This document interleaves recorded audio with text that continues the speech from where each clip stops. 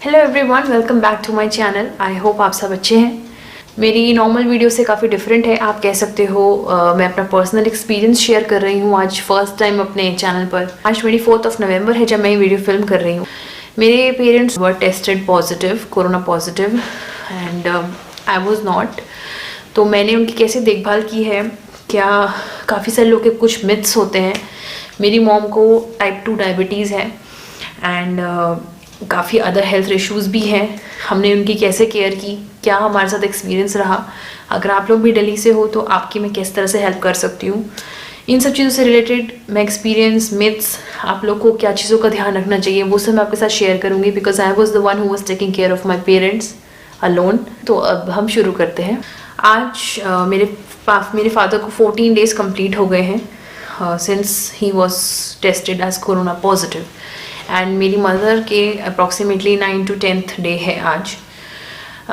अभी वो दोनों ठीक हैं, they are doing fine, and I hope वो जल्दी से जल्दी ठीक हो जाए। सबसे पहली चीज़ है कि 12 नवंबर को शाम को सबसे पहले मेरे फादर को जो है सिम्टम्स आए थे।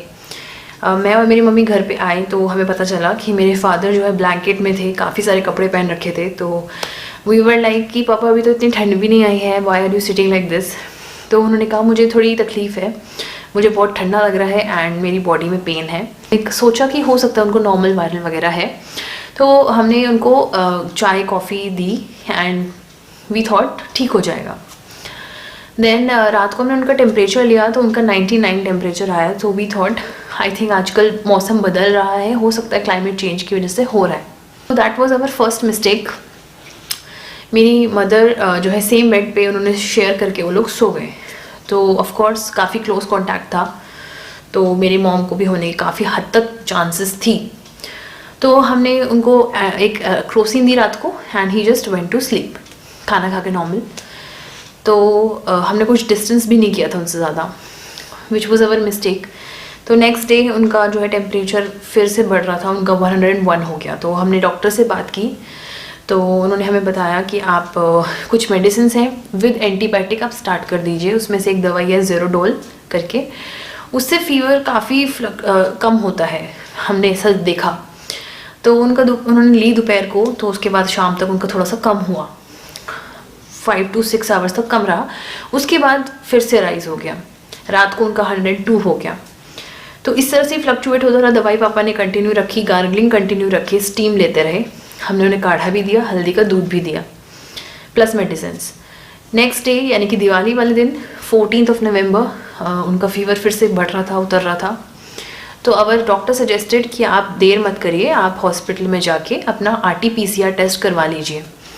सो मैं आपको इस चीज़ में भी हमें बता दूं, एंटीजन टेस्ट से ज़्यादा रिलायबल RT-PCR टेस्ट है गाइस। आप RT-PCR टेस्ट ही कर रहे हैं। दिल्ली में रहते हो तो आप होम कलेक्शन के थ्रू करवा रहे हैं या फिर आप जाके करवा रहे हैं। स्टैंडर्ड रेट है 2400 का फ़िलहाल। तो हमने करवाया जाके हॉस्पिटल में। तो नेक्स्ट हमने उनको मास्क लगा के रखा, उनको अपने आप से दूर रखा है हॉस्पिटल से, that you have been tested positive. तो हमने उनको उसके बाद एक सेपरेट रूम दे दिया, उनको आइसोलेशन के लिए एक अलग रूम दे दिया, एक अलग वॉशरूम दे दिया, और हम लोगों ने डिस्टेंस बना लिया। मेरी मॉम उनके डायरेक्ट कांटेक्ट में आई तो हमें पूरा रिस्क था कि मम्मी को भी हो सकता है। हमने उन्हें भी मास्क दे दिया, हमने सेम डे अपॉइंटमेंट बुक कर दी कि नेक्स्ट डे होम कलेक्शन के लिए आ जाए। मेट्रोपोलिस लैब करके जो है एक वेबसाइट है, वहाँ से आप बुक कर सकते हैं। सेम 2400 का आपको होम से आपके सैंपल ले जाते हैं। तो 16 नवंबर को मैंने और मम्मी ने अपना सैंपल दिया फॉर टेस्ट, RT-PCR टेस्ट ही था। एंड 17 मम्मी को उस दिन बहुत ज़्यादा पेन था, 15 को भी एंड 16 को भी बॉडी में बहुत पेन था। तो डॉक्टर ने उनको भी रेकमेंड किया कि आप भी एंटीबायोटिक एंड जो मेडिसिन हैं फीवर की वो आप लेना शुरू कर दीजिए। मेरे फादर को 3 दिन तक फीवर रहा, उसके बाद कम होना शुरू हो गया। मेरी मॉम को एक दिन बहुत ज़्यादा फीवर रहा, 16 to 17 उनको रहा।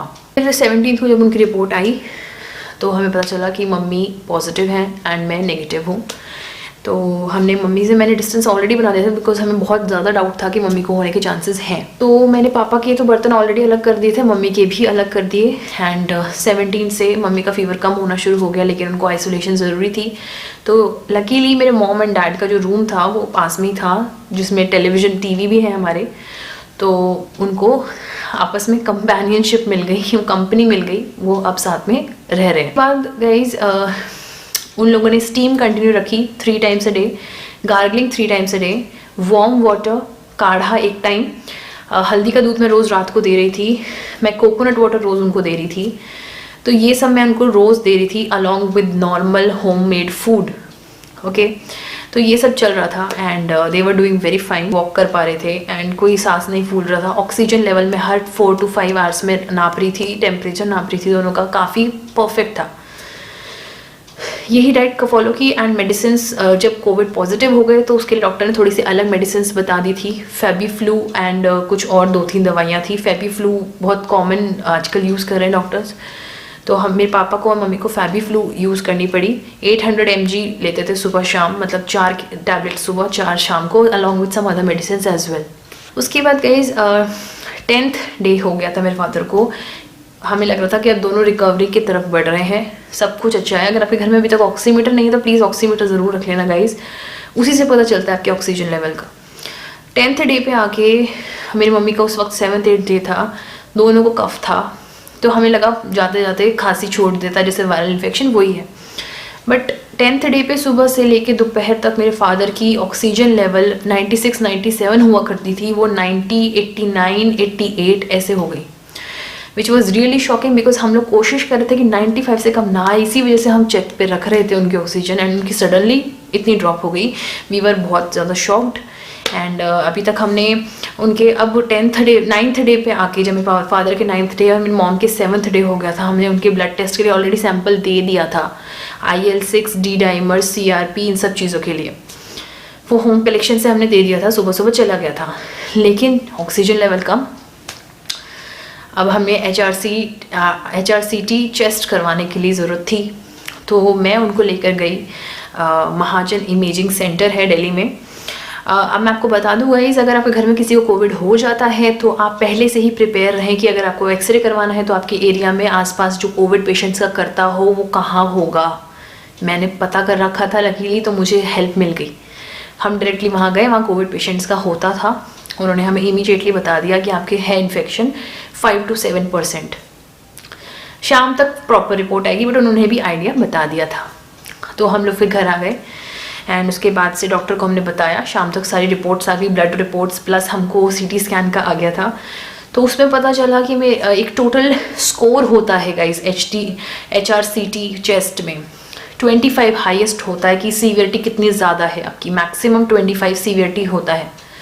मेरे फादर की आई है मॉडरेट, मतलब ये 11 आई थी उनकी, विच मीन्स कि उनका जो कोविड का केस था वो मॉडरेट केस है, वो उस पर मेंशन है रिपोर्ट। मेरी मॉम का भी नहीं करवाने की जरूरत पड़ी बिकॉज उनकी अभी ऑक्सीजन लेवल टचवुड अभी 96 के ऊपर ही आ रहा है।